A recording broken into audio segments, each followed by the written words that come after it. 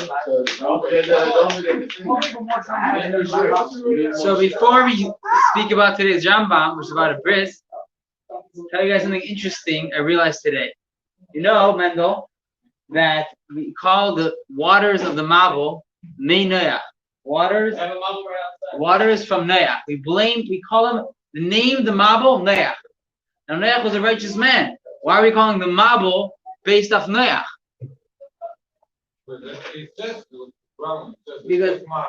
Noach didn't daven for his people. Moshe Rabbeinu told Hashem, if you kill the Jews, kill me. You're from the Torah. He told Avraham, right? Avraham davened for them. Noach, on the other hand, is considered like he didn't care enough about the people of his generation. Therefore, we blame the whole flood on him. Now think about it. According to the explanation of the Rebbe, Noach spent 24/7 almost 120 years building the teva, because the Rebbe says that the mitzvah was he should build it, which means he had to do it by himself.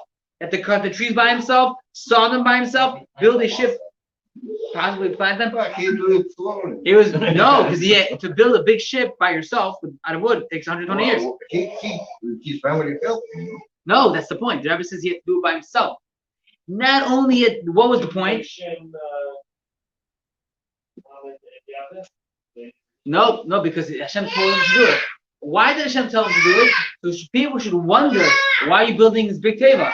And you should say Hashem is bringing a flood, right? So what do you see? For 120 years, Noach is building an ark in order to tell people to do tshuva. It was dangerous for him to do so, but he still was doing so, and he was telling everybody, do tshuva, do tshuva, do tshuva. For 120 years, and we still say he didn't try hard enough. 120 years of trying, we say didn't try hard enough. What does the Rebbe say? How could it be? How can you work for something for 120 years and we say you don't work hard enough? Because it says he did it because he had to, because Hashem told him to, not because he actually cared. Avraham Avinu, Moshe Rabbeinu really cared. Noach just did it because Hashem said you have to rebuke the people of the generation. How many years did he? Noach lived for 600 years. And more. How many was it? No, he was 600 years old by the Mabul. It was 900 something when he passed away. So what does counted 20 for him? It's like 5 years. Imagine for 5 years, you building a teva, and you're telling everybody working you don't sleep, you don't eat, you build, making a big protest that Hashem is going to make it flood. Everyone should return. It's hard work. But because he did it because he had to, not because he actually cared, it's considered as if it's his fault. So the lesson is, when you do a mitzvah, you have to do it because you actually care. When you're bringing another year close to Yiddishkeit, you have to actually care about it. Okay, so now, who could do a bris milah? You know, even a guy could do a bris milah. If you don't have a man, a guy could do a bris. What do you mean? Sorry. Not a guy. Someone which is not circumcised. Yes. Oro. Someone which is not circumcised can do a bris. A guy can't do a bris. Cannot. But if he did a bris, then it's fine. Yes. But you say a brocha when you. What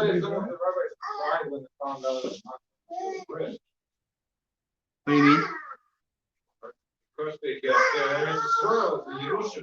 But the Rambam says it's a mitzvah for the guy to have a bris. I forgot. Like a big problem with a moil is allowed to train on fire. Yes. Why? But because like I forgot which some rabbis because they said that because of that, like they're gonna get like maybe. Yerusha temporary they back occupiers destroy or they did. So what Moshe is saying is that the reason why the Arabs are the ones now in Israel, according to him, is because they get a bris at 13. Because Ishmael had a bris at 13. But the Rambam says that they should get a bris. I don't know if you are saying like the Eretz Yisrael is the part of bris third, right? Yes. So it's given in return for the bris milah. Yes. Some rabbis said that because they do it bris, when Jews are not there, that temporary. Interesting, very interesting. First of all, you do make oil, so they're like animals, otherwise they're gonna reap the whole thing. Yeah. So basically. But I'm pretty sure the Rambam says you can do a bris for a Muslim, not a Muslim, a Ishmaeli, because it's mitzvah too. Because Hashem told Ishmael to do a bris, and therefore it also goes to his kids. So now you can do a bris with anything. You can take anything in the world. You can cut with. But the custom is to do it with a knife. So now the Rambam goes into the details how you do the bris. I did this just a few months ago for my son, so I can just tell you that looking at the Rambam. Basically, the Rambam doesn't say all the details. I'm just going to add the details that you do. A few minutes before the bris, usually a few minutes before. Some might only do it right before, but you have a little cream with a stick, and you stick it. Basically, the way it works is right. It's basically you could stick it in from the front, and you rub it around. So you basically separate the skin and the actual private, right? Then what you do is you have a metal piece that they put over the private. They pull the piece out. So now that's why it's impossible for a bris to be dangerous. It's impossible because they put the metal piece, they pull the skin. So it's impossible, God forbid, for the knife to cut the private. It's impossible. If he knows how to put a mark. The way it's impossible because it's a little. Okay, maybe because but basically the way it works is the metal piece is very, very thin. It's impossible to get the private through. Only the skin on top can go through. So it's the safest thing in the earth. I know some people in America, especially in Europe, think that it's dangerous. It's not. Okay. Now there's two parts to the bris. Okay. There's when you cut, and then also you rip a little bit of the skin after you cut. So now the Rambam goes through when is it not kosher bris. So if there is basically there's two skins. There's a skin you cut off and there's a skin which can go back over. So it's not the same skin on top, right? Basically, if you just do the Muslims, for example, they don't do the second cut. They only do the first cut. So when you do the first cut, then the skin from under the crown can cover it. Okay. Show the beach.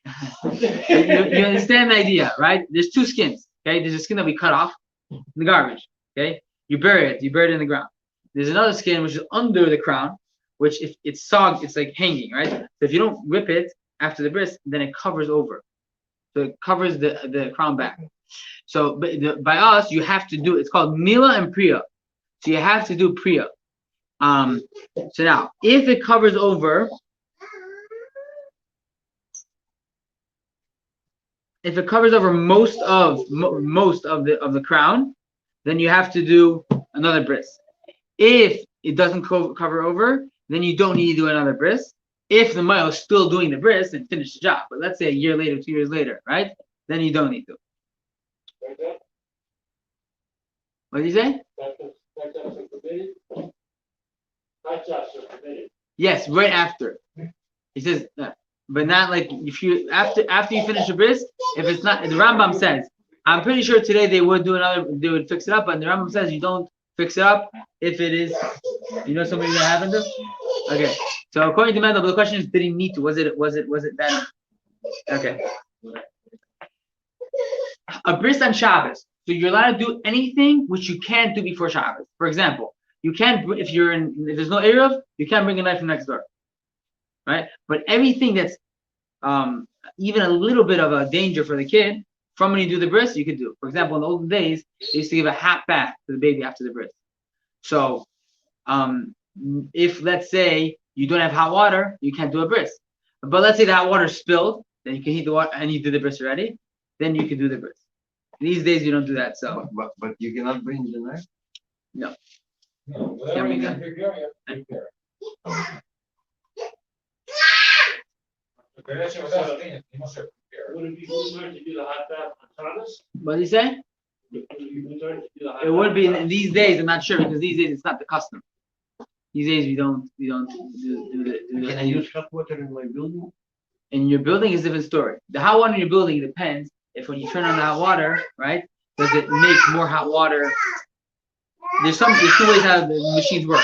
Some they store that water for a day, right? So as soon as you open the hot water, you're not making more the fire turn on. Yeah. But for example, How do I know? what? How do I know? To speak to the owner of the building. Now, That's okay. what? It's counted to a part. Yeah, it doesn't make a difference. I know for sure certain buildings that's how it works. And on Yom Tif, you're allowed to turn on that water.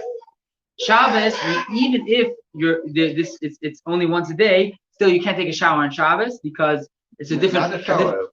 Washing your hands. It's a good question. I don't know the answer to that. Why? Yeah. That's a fellow should do. On Shabbos, on Yom Tif, no, I'm not sure if it's. I know Yom Tif for sure because I'm not sure if it's in. Yeah? The problem is like a hot water. Okay, so according to The Misha, Bible don't take shower. I'm young. Yeah, you do. Cold shower Cold- and part, right? yeah, Not the whole. I'm not gonna. I don't know exactly. I know for sure people on Yom Tif take hot showers if it has this thing. On Shabbos, I never heard of anybody You taking a also shower. should do like Kelly, you should do like So, half of the stuff. Could be. I don't know. So now regarding a bris, and regarding a mother giving birth, what's the chances of a mother dying when they're giving birth? Today's day and age, right? Very small, right? Now, especially after they come home, 2 days later, right? For the first 7 days, the mother and the baby are for sure. The mother is considered a chayla sheyesh b'sakana, which means a person which is in dire situation, and you can do anything, even the minor thing. If she's cold, hot, anything like that, of course, don't push it on Shabbos. So, which you understand from here that if there's 1,000% chance that someone might die, right, from this thing, then you're Machal Shabbos. It's 1 of 1,000. You could argue maybe in the olden days it was more often common for a woman to die, but I think that from here you see how strict or the Torah is when it comes to sakanas nefashos. Someone might die, we push away every mitzvah. Now we don't push it away; it doesn't exist. Hashem doesn't want you anymore to do the mitzvah. Hashem wants you to save the life. Can you carry gun in Buffalo Grove? On Shabbat? So now, it's a very good question. In Israel, they do, right? So you have to ask your you have to. I know. You have to ask, but there's an Eruv over here. There's an Eruv. The question is if there's no Eruv. Back to the bris. The bris is the time when the godly soul actually connects with the body, starts the connection. It finishes by the bar mitzvah. It starts the connection by the bris, which means, like I said yesterday, the godly soul enters the body in the middle of the pregnancy, sometime in the middle over there. God puts in the soul. But the soul, the godly soul, is hanging. He's sort of in the body, but he has no effect on the body. When the baby pops his head out and starts breathing on his own, that's when his physical soul, animal soul, his living soul, the one that everybody has in the world, comes into his body. He starts living independently.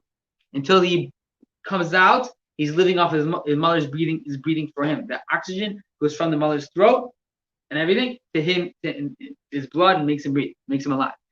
As soon as he comes out, he becomes an independent human being. His soul connects with his body. But his godly soul only comes in by the bris. And that's why, because that's like the most important mitzvah in a certain sense. Of course, there's other mitzvahs which are very important, but this one we see that all the generations Jews actually died for the most, because this is actually what makes you Jewish. Of course, So if I made this 20 years old, then you did? Yeah. I just didn't know that. Good for you. How bad was it? 2 weeks I already used. 2 weeks? Yeah. But isn't the 3-day thing true? Is the 3-day thing true? What? I heard the 3rd day is the worst. Yeah, it was not the best day. It was survival. Anyways, so I need to smoke. So I gotta tell you, so for the first, maybe because you were in Russia, Russian Jews are No, different. I lived here in Chicago. No, I know, but you were born in Russia. Rebecca. I know, but you were born in Russia. So Russian Jews are a higher level. But most people, until your godly soul is in you, you have the nefesh of the kids, but it doesn't affect your body. It's sort of like living in its own planet.